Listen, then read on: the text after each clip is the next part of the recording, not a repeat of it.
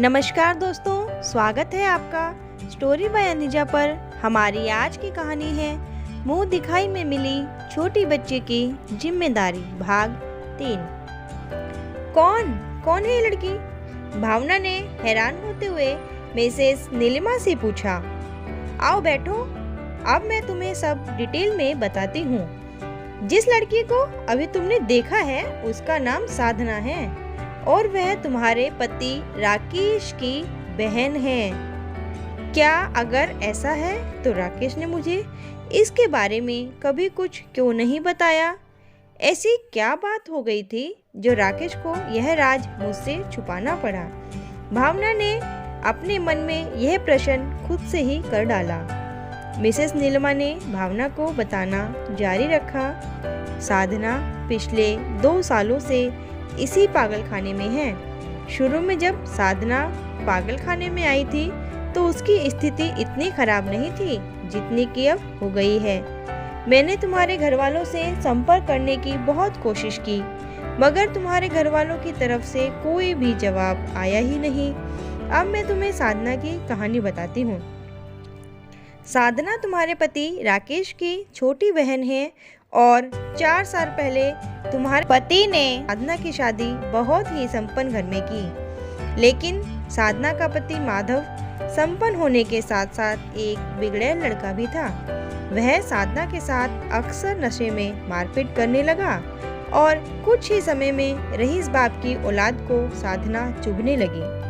अब वह साधना से ऊब चुका था और उसे किसी भी तरह दूसरी पत्नी चाहिए थी।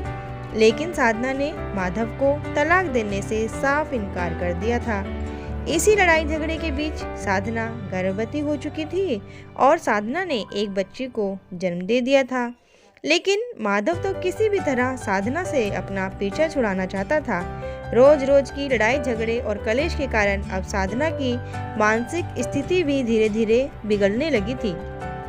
लेकिन उसकी मानसिक स्थिति के बिगड़ने का मतलब यह नहीं था कि वह पागल है, मगर माधव ने अपनी दौलत और पहचान के दम पर साधना को यह कहकर तलाक दे दिया कि मैं एक पागल लड़की के साथ नहीं रह सकता। और यह लड़की शादी के समय से नहीं, शादी से पहले से ही पागल थी। इसके घर वालों ने हमसे यह बात छुपाई। माधव ने तो यह भी कह दिया था कि साधना ने जिस लड़की को जन्म दिया है उसकी मानसिक स्थिति भी साधना की तरह ही खराब है और वह लड़की भी पागल है।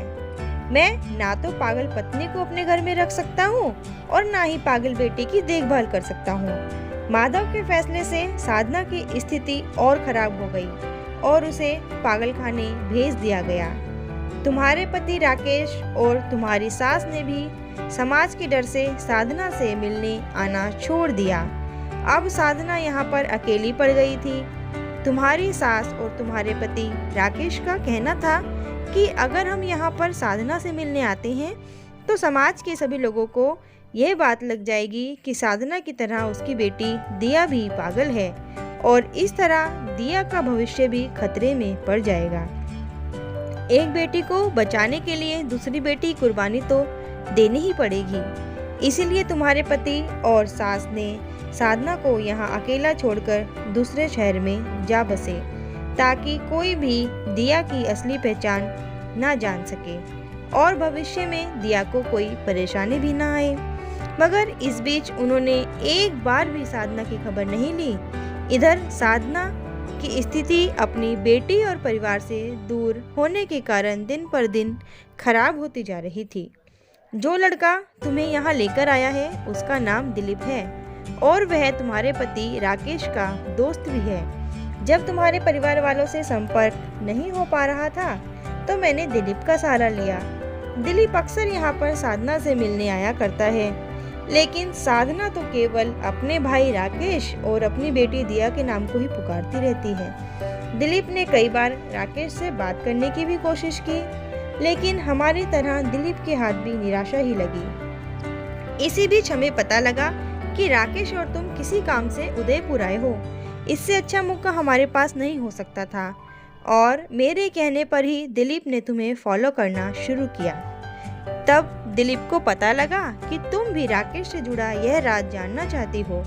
इसीलिए दिलीप ने तुम्हें वह पत्र भी दिया। और आगे की कहानी तो अब तुम्हें पता ही है कि किस तरह तुम्हें यहाँ लाया गया। इतनी सब बातें सुनते सुनते भावना की नम आंखें अब बहती अश्रुधारा में परिवर्तित हो गई थी। भावना की आंखों से ना चाहकर भी आंसू निकल रहे थे। वह तय नहीं कर पा रही थी कि इन सब में कौन गलत था और कौन सही। भावना ने फैसला लिया कि अब चाहे जो भी हो जाए, लेकिन मैं साधना के साथ अन्याय नहीं होने दूंगी और साधना को उसकी सामान्य जिंदगी व हालात में वापस लाकर ही दम लूंगी। दोस्तों, अगर आप भावना की जगह होते तो आप क्या करते? हमें कमेंट बॉक्स में ज़रूर बताइएगा। और कहानी के अगले भाग को देखने के लिए जल्दी से चैनल को सब्सक्राइब कर दीजिए और बेल आइकन को प्रेस कर दीजिए, ताकि आपको अगले भाग का नोटिफिकेशन सबसे पहले मिल सके। और जाते जाते चैनल को लाइक, शेयर, सब्सक्राइब करना तो बिल्कुल भी नहीं भूलना है।